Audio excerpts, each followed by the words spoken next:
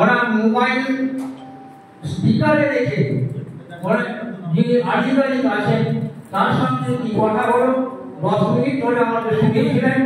আর একটা কথা উনি বলেছিলেন, এটা 31শে অক্টোবর মধ্যে এটা মালবাহী গাড়ি যাতে যেতে পারে তার বন্দোবস্ত করবেন।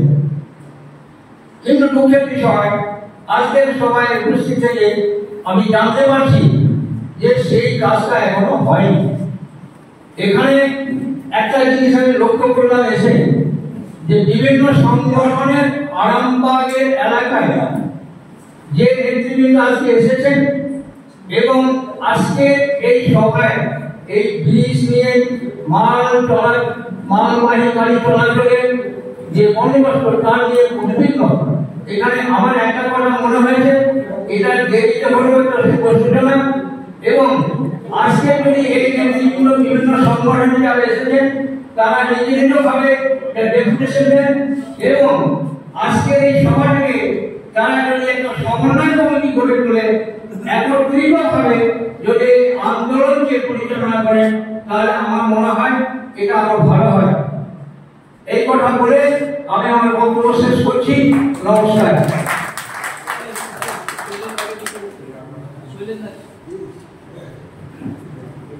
আমাদের মধ্যে উপস্থিত আছেন আরেকজন বাস অ্যাসোসিয়েশনের মাননীয় বৈদ্যনাথ নন্দী মহাশয়। উনিও সেদিন ছিলেন বলছে মিটিংয়ে কালকে। তো ওনার কাছে তার মূল্যবান বক্তব্য, সংক্ষিপ্ত বক্তব্য রাখার জন্য তাকে অনুরোধ করবো। মাননীয় বৈদ্যনাথ নন্দী মহাশয়। নমস্কার, আমি Baidyanath Nandi, Arambagh bus minibus operator welfare অ্যাসোসিয়েশনের। আমি সভাপতিকে আমার ধন্যবাদ নমস্কার জানাচ্ছি। তার সঙ্গে মঞ্চে উপবিষ্ট সম্মানীয় ব্যক্তিদের যথাযথ স্থানে আমার প্রণাম ও শুভেচ্ছা অভিনন্দন জানাচ্ছি। আমাদের প্রথম যেদিন বাস নিয়ে মিটিং হয় এসডি অফিসে, সেদিন এসডি অফিসে সবাই প্রশাসনিক লেভেলের সবাই ছিলেন। কথা হলো যে হাইওয়েটাকে 3 ফুট 5 মিটার রেখে 3 ফুট 5 মিটার রেখে দিয়ে ওই ব্রিজটা পাস করা যাবে। তখন আমরা বলেছিলাম যে শুধু বাস চললে হবে না, লরিগুলোকেও চলতে দিতে হবে যাতে কোনো গাড়ি ট্রাক চলে। তখন বললেন যে না, অপর ব্রিজের ক্যাপাসিটি নেই, ব্রিজের ক্যাপাসিটি যদি ঠিক থাকতো তাহলে আমরাই প্রথম করে দিতাম। কিন্তু আমরা বলেছিলাম যে আমরা তো বারবার পরীক্ষা করলেন বাস কাটা সার্ভিস করতে হবে। আমরা বলেছিলাম বাস যদি কাটা সার্ভিস করতে হয় তখন সেটা মেনে নিয়েছিলাম এসডি অফিসের অনুরোধে, যে আলিপুর থেকে কিছু বাস চলবে, এখান থেকে কিছু বাস চলবে, মাঝখানে কোনো রকম গাড়ি চলাচল করবে না। তখন আমরা বলেছিলাম যেটা ফুটপাথ ভেঙে গেল, যেটার জন্য ফুটপাথ ভাঙলো, যে সাইড গার্ডটা ওয়াল ঢালাই গার্ডটা, তার জন্য ফুটপাথটা ভাঙলো। ব্রিজের তো অবস্থা তখন খারাপ হলো। তার আগে পর্যন্ত হেভি রোডে গাড়ি চলছিল, হঠাৎ করে কেন হাইওয়েটাকে নামিয়ে দিয়ে বন্ধ করে দেওয়া হলো। এই নিয়ে আমরা অনেক আন্দোলন করলাম। তখন বললো যে না, আমাদেরকে 72 ঘন্টা সময় দিন। আমরা বললাম ঠিক আছে, যদি 72 ঘন্টার মধ্যে ব্রিজটা কোনো রকম কোনো প্রতিকার হয় তাহলে আমরা চলতে রাজি আছি কাটা সার্ভিস। কাটা সার্ভিস করতে গেলে আমাদের গাড়িগুলোতে যাত্রীদের সেট দিতে হবে, টয়লেট দিতে হবে, জলের ব্যবস্থা করতে হবে। কিন্তু সেটা ওখানে এলাও হলো, চেয়ারম্যান ছিলেন, বলতে হবে, সেটা কাজে কিছু হলো না।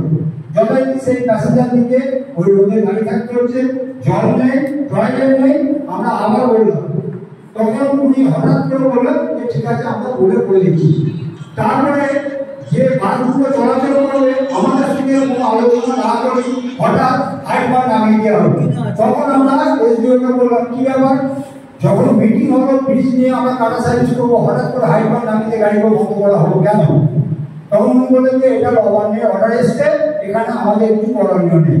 তখন আমরা ডিএম অফিস থেকে, এসডি অফিস থেকে, নবান্ন থেকে আমরা একটা দরখাস্ত দিই যে যদি হয় তাহলে হয় কাজ চালু করতে হবে, নাহলে সেকেন্ড ব্রিজ ডাইভার্সন করতে হবে। যেমন হয়েছিল হরিঘোড়া ব্রিজ, যেমন হয়েছিল দুর্গাপুর ঘাটে, সেরকম ক্যালভার্ট দিয়ে ক্যালভার্টের উপর ঢালাই করে দিয়ে, যে সময় যদি ছোট নদী জল সবসময় থাকে না, একসময় জল আসে, যদি তার উপর দিয়ে ঢালাই হয়ে যায়, যেমন আছে আমাদের খিপাই থেকে মশাল ধরার চাঁদা, মানে যাতায়াত করা যায়, জল বাড়লে জল গড়িয়ে চলে যায়, আবার যত এমনি গাড়ি চলে, সেই রকম ব্যবস্থা আমরা করতে বলেছি।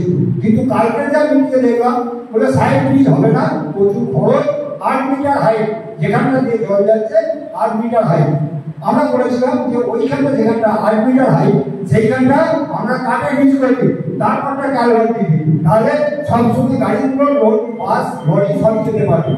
সেই রাস্তা মেনটেন করতে হবে, সেইটা আমরা পাশাপাশি ডিভিশন ম্যানেজারকে বলে করব।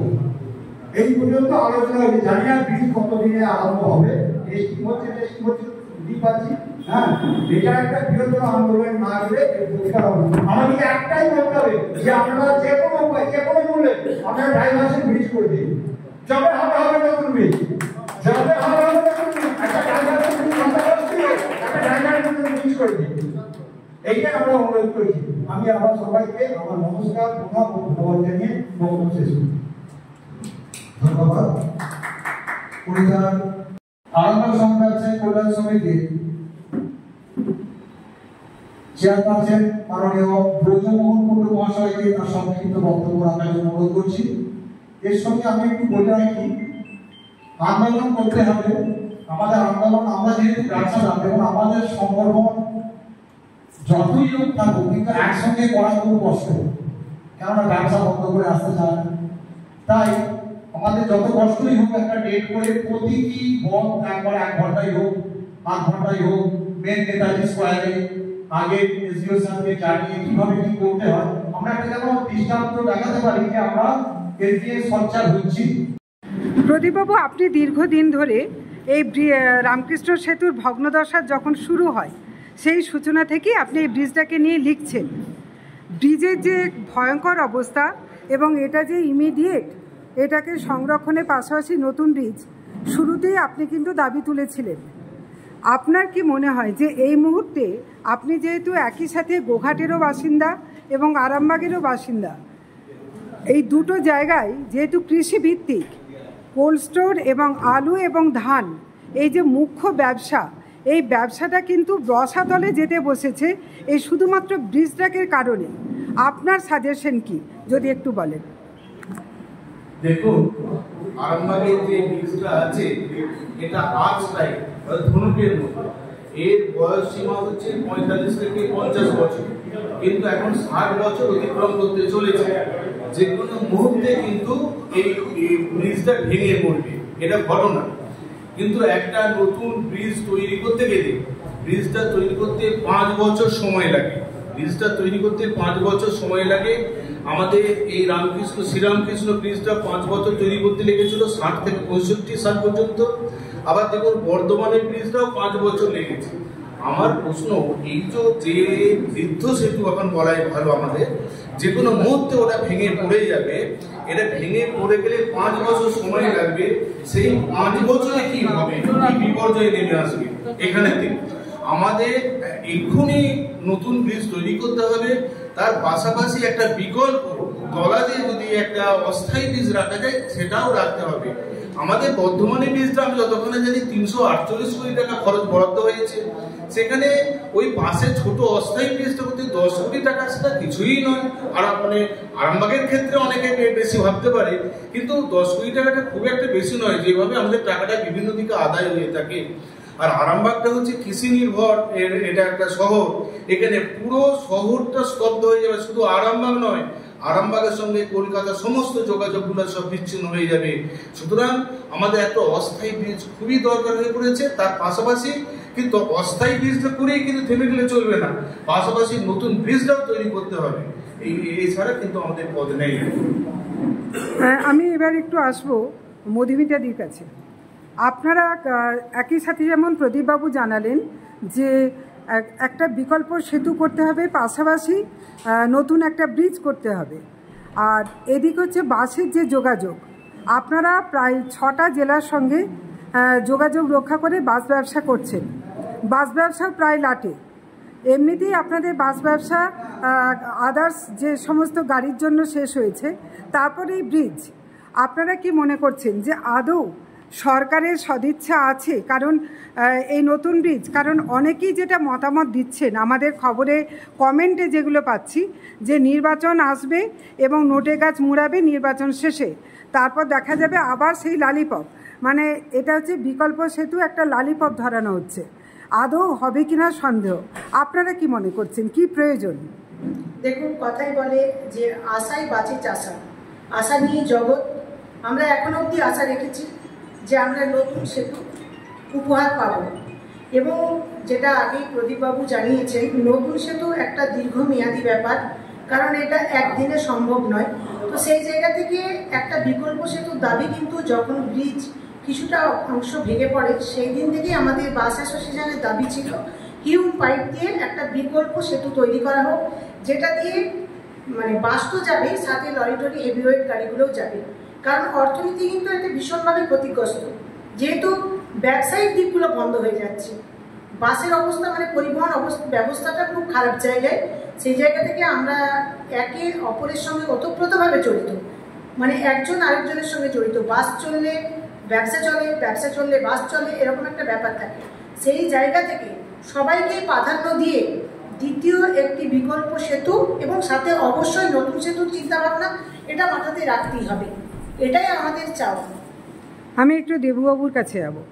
দেববাবু, আপনারা আজকে যে একদম অত্যন্ত গুরুত্বপূর্ণ একটা সভা করেছেন, যদিও এই সভা আপনাদের কথা মতো এবং অনেকেরই মতে যে এটা আরও আগে করা দরকার ছিল, এই জায়গায় দাঁড়িয়ে আপনারা কি বলছেন যে বিকল্প সেতু যেমন প্রয়োজন, পাশাপাশি নতুন সেতু, কিন্তু 5-5টা বছর যদি একটা ব্রিজ লাগে, যদিও আমাদের কাছে যেটুকু শোনা যাচ্ছিল যে জেলা শাসক নাকি এমনই একটা বলেছেন 3 বছর লাগবে।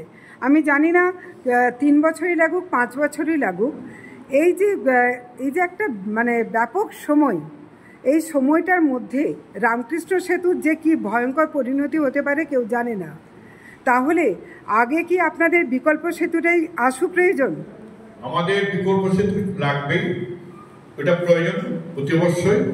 এবং তার সাথে আমরা কি তখন আবার ওই নদীর জল ঘেটে ঘেটে যাবো? আগে যখন যেতাম, যখন সেতু ছিল না, তখন আমরা শুনেছি আমার বাবাটা আরামবাগ আসতেন, নদী পেরিয়ে আসতেন, নৌকায় করে আসতেন, নৌকা থেকে অনেকবার পড়েও গেছেন।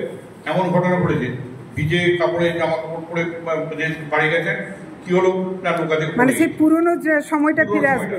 সুতরাং সেই সময়টা ফিরে আনবো কি? সুতরাং তার ফেরত বস্তা কি করবে?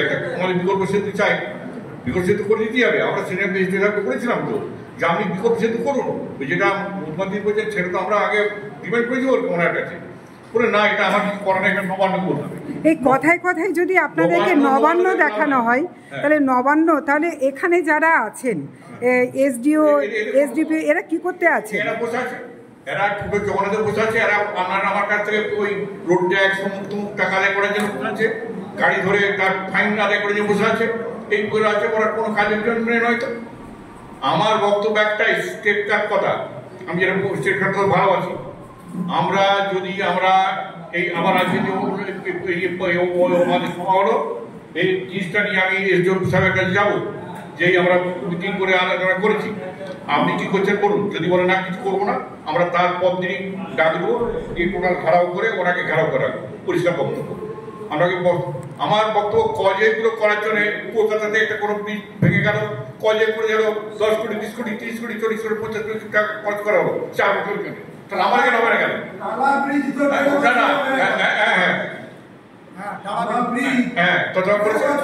তাছাড়া আমাদেরকে কেন করে দেবেন? আমাদের এখানে আরামবাগে আমরা চাষবাসের বলে, আমাদের চাষবাসের বাস করে বলে নাকি আমরা শহরের লোক নয় বলে এই ব্যাপারটা হবে? এটা হতে পারে না, আমরা একদিন মানতে পারবো না। আমরা পরিষ্কার বলছি, যদি করে দেয় ভালো, নইলে কিন্তু আমরা স্ট্রাইক করবো, পরিষ্কার বক্তব্য। এই আন্দোলন কতটা দৃঢ় হবে নিতাইবাবু কিছু বলতে চাইছেন? এই আরামবাগের ব্রিজের জন্য আরামবাগের অর্থনীতি ভেঙে পড়েছে, সমস্ত ব্যবসাদার একদম নিঃস্ব হয়ে যাচ্ছে। সুতরাং একটা অস্থায়ী ব্রিজ ইমিডিয়েট দরকার। সরকারকে অনুরোধ করব যত তাড়াতাড়ি সম্ভব একটা অস্থায়ী ব্রিজ যেন তৈরি করা হয়। অনেক ধন্যবাদ। ব্রজবন পূর্ণবাবু, আপনার কাছে, আপনি তো এখানকার একদম পুরনো মানুষ, সংস্কৃতি সম্পন্ন মানুষ, এবং দু জায়গা দিয়ে আপনাকে যাতায়াত করতে হয়, কালীপুরেও যেতে হয়, এখানেও। একটা অত্যন্ত গুরুত্বপূর্ণ একমাত্র যোগাযোগ মাধ্যম এই রাস্তার কোনো বিকল্প রাস্তা এখানে নেই, কোনো সাবওয়ে নেই, কোনো বাইপাস রাস্তা নেই, কোনো ফ্লাইওভার নেই। এমন একটা কিম্ভূত জায়গায় আমরা বাস করছি। এই জায়গায় দাঁড়িয়ে প্রশাসন দিব্যি ঘুমাচ্ছে। আপনি কিভাবে বলছেন এই আন্দোলনে প্রশাসনের ঘুম ভাঙাতে পারবেন? আমি বয়োবৃদ্ধ মানুষ, আরামবাগ এবং কালীপুর দুই জায়গাতেই আমার যাতায়াত। রামকৃষ্ণ সেতু সংরক্ষণ প্রয়োজন, বিকল্প সেতু প্রয়োজন এবং আমার মতে দ্বিতীয় রামকৃষ্ণ সেতু নির্মাণ করতে হবে। তাহলে মাত্র আরামবাগের উপরে আরামবাগ রামকৃষ্ণ সেতুর উপরে যে চাপ সেটা কমানো যাবে এবং ব্যবসায়ী, ছাত্রছাত্রী, অফিস যাত্রী, সাধারণ মানুষ প্রত্যেকেই এই ব্রিজটা প্রায় নষ্ট হওয়ার ফলে বিশেষভাবে ক্ষতিগ্রস্ত। এদিকে সরকারের উদাসীন থাকলে হবে না। যদি জনকল্যাণমুখী সরকার হয়, আমি সেই সরকারের কাছে আবেদন নিবেদন শুধু নয়, দাবি করব যেন ইমিডিয়েটলি এখনই বিকল্প সেতু নির্মিত হয়, রামকৃষ্ণ সেতু সংরক্ষণ করা হয় এবং দ্বিতীয় রামকৃষ্ণ সেতু নির্মাণ করা হয়। উদয় হালদার বাবু আছেন অ্যাবেকা থেকে। উদয় বাবু, হ্যাঁ উদয় বাবু, একটা ব্যাপার হচ্ছে যে আন্দোলন অনেক হয়, আমরা এই পশ্চিমবঙ্গে প্রচুর আন্দোলন দেখছি। কোনো আন্দোলনেই কোনো দিন সরকারের ঘুম ভাঙানো যাচ্ছে না। এবং আপনারা দেখেছেন দীর্ঘ বছর ধরে রাস্তায় পড়ে থেকে এক একটা মানে আন্দোলনের বয়স হয়ে গেছে অনেক, তাদের জীবনের অনেক আলো, অনেক আকাঙ্ক্ষা শেষ হয়ে গেছে। এই অবস্থায় আপনারা মনে করছেন আদৌ ঘুম ভাঙবে আপনাদের আন্দোলনে? ইতিপূর্বে বহু আন্দোলনের সঙ্গে যুক্ত আছি, সাফল্য আমরা পেয়েছি। হালে যেটা বলছি, আমরা যে স্মার্ট মিটার নিয়ে অ্যাবেকার পক্ষ থেকে যে লড়াই করেছিলাম, দীর্ঘ 3 বছর লড়াইয়ের পর স্মার্ট মিটার কিন্তু বন্ধ হয়েছে। এছাড়া আরও কৃষিতে যে ভর্তুকি, সব মিলিয়ে আমরা আন্দোলনটা যদি দীর্ঘতর করা যায়, আন্দোলনটা যদি ঐক্যবদ্ধভাবে দীর্ঘতর করা যায়, আন্দোলনের সাফল্য আসবে। কিন্তু একদিন হঠাৎ করে আন্দোলন হলো আবার থেমে গেল, এটা করলে হবে না। যেটা প্রয়োজন, আমরা প্রয়োজনের তাগিদেই আন্দোলন করতে চাইছি, শুধু ব্যক্তিগত আন্দোলনের নয়, সবাইকে নিয়ে আন্দোলন। মানে আপনারা বলছেন প্রশাসনের ঘুম আপনারা ভাঙাবেন? হ্যাঁ, আমরা ইতিমধ্যে ভাঙিয়েছি, আমরা অনেক সাফল্য পেয়েছি, অন্যান্য সংগঠনের থেকে সাফল্য পেয়েছি। হ্যাঁ, ভালো উদাহরণ। ব্রিজটা খুব প্রয়োজন বলছেন তো? ব্রিজটা প্রয়োজন তো অতি অবশ্যই। একটা নাকি লোকমুখে গল্প শুনছি যে 7 বছর আগেও নাকি এটা প্রস্তুতি হয়ে তার নাকি কেউ বলছে ফাইল হারিয়ে গেছে, কেউ বলছে চাপা পড়ে গেছে। এটা আমাদের একটা লজ্জা যে যদি এর আগে সেটা নিয়ে চিন্তা ভাবনা হয়ে সেটা যদি চাপা পড়ে যায়, এটা আমাদের কাছে একটা লজ্জা। কারণ এটা আপনার অভিজ্ঞতা বলুন। আমার বাড়ি হচ্ছে মানধরণ অঞ্চলের কাটাগড়িয়াতে। আমি আরামবাগে ব্যবসা করি। আরামবাগ থেকে রেগুলার আমাকে রামকৃষ্ণ সেতু পেরিয়ে যেতে হয়। মাঝখানে তো 3 দিন 1 মাস বন্ধ ছিল সেতু। রাত 10টা থেকে সকাল 6টা পর্যন্ত বন্ধ ছিল। এমনি রাত 10টার পর দোকান বন্ধ করে বাড়ি যায়। খুব অসুবিধে। দ্বিতীয় বিকল্প সেতুর খুবই প্রয়োজন এবং নতুন রামকৃষ্ণ সেতুরও প্রয়োজন। আপাতত হিউম পাইপ দিয়ে নিচে দিয়ে যাতে সেতু করা হয়, তার জন্য প্রশাসনের কাছে অনুরোধ করছি যাতে খুব তাড়াতাড়িভাবে দ্বিতীয় রামকৃষ্ণ সেতু হয় এবং তার সঙ্গে যেন বিকল্প নিচে দিয়ে যেন হিউম পাইপ দিয়ে বিকল্প সেতু খুব তাড়াতাড়ি করা হয়। আরামবাগে তো অভিজ্ঞতা আছে মানুষের, হরিণখোলায় তো বেইলি ব্রিজ হয়েছে। যেমন হরিণখোলাতে হয়েছিল, হরিণখোলা যেমন নিচে দিয়ে ব্রিজ করে কাজ হচ্ছিল রাস্তায়, সেরকম যেন ব্রিজ যেন আমাদের আরামবাগেও একটা করা হয়, তার জন্য প্রশাসনের কাছে অনুরোধ রাখছি। নামটা বলুন। আমার নাম হচ্ছে শেখ আজিবর আলী। রামকৃষ্ণ সেতু নিয়ে এই 3 মাস ধরে প্রায় আমরা দেখছি সরকারই হোক কে আমাদের সাধারণ মানুষকে যেন ললিপপ খাওয়াচ্ছে। যখন তখন ফাইট নামিয়ে দিচ্ছে বন্ধ, যখন অথচ বুঝতে পারছে, সব বুঝতে পারছে যে এই ব্রিজটা দিয়ে যাতায়াত করা যাবে না, একটা বিকল্প সেতু না হলে চলবে না। হ্যাঁ, এত যে যানবাহন আমাদের মাল আসে, ধান বাজারের পেঁয়াজ আলু, এদের হচ্ছে ওভারলোড গাড়ি কি করে পাস হবে? তার জন্য নিচে দিয়ে বাইপাস একটা সেতুর দরকার। তারপর নতুন সেতু যেটা হবে হোক। আমরা চাইবো যে সরকারকে যে তাড়াতাড়ি অতি শীঘ্রই একটা বাইপাস ভাবে যেন আমাদের হেভি ওয়েট গাড়ি যেতে পারে এবং আরামবাগে হেভি ওয়েট পণ্য গাড়ি যেন যাতায়াত করতে পারে। তারপর 5 বছর ধরে, তারপর 6 বছরে হোক, অন্তত হোক। কেননা আমরা দেখছি আমাদেরকে কিন্তু এখানে ছেলে গণনা হচ্ছে। ওই তো সামনেই তো বললাম যে এখানে হরিণকলা সেতুটা প্রায় অত বছর ধরে হলো, একটা বাইপাস সেতু হলো। সেই সেতু আমাদের আরামবাগে নেই, এখনো পর্যন্ত হচ্ছে না। আমরা আন্দোলন ছোটখাটো করছি, যে যা করছি, মনে হচ্ছে কোনো একটা পার্শ্ব চাপ আসছে, সংগঠন একসঙ্গে হতে পারছে না। সেই জন্য একটা মনে হচ্ছে একটা বড় একটা আঘাত হচ্ছে আমাদের আরামবাগবাসী। মানে ব্যবসায়ীদের পেটে লাথি মারা, ব্যবসায়ীদের পেটে একদম লাথি। পুজোর মার্কেটটা পুরোটাই আমরা অসুবিধায় পড়েছি।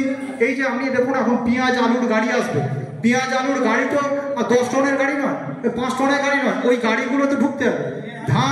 ধানের লোড, স্টোন চিপ, বালি, ঘর বাড়ি যেটা হচ্ছে, এগুলো কিভাবে আসবে? বাইপাস সেতু চাই। এখন এর সম্বন্ধে আমি গোলকদাকেও কিছু বলতে বলবো। গোলকদা, আপনি একটু কিছু বলুন। এটা আজকে মিটিং যে হলো, এটা সকলের দাবি, সমস্ত পক্ষের একটাই দাবি যে চলাচল যোগাযোগ ব্যবস্থা থেকে আরম্ভ করে এই যে হেভি ওয়েট, আজকের দিনে যখন আমাদের ব্রিজ হয়েছিল তখন আমাদের আরামবাগ শহরে 100 হয়তো লরি ছিল, কতটুকু গাড়ি যোগাযোগ যেত।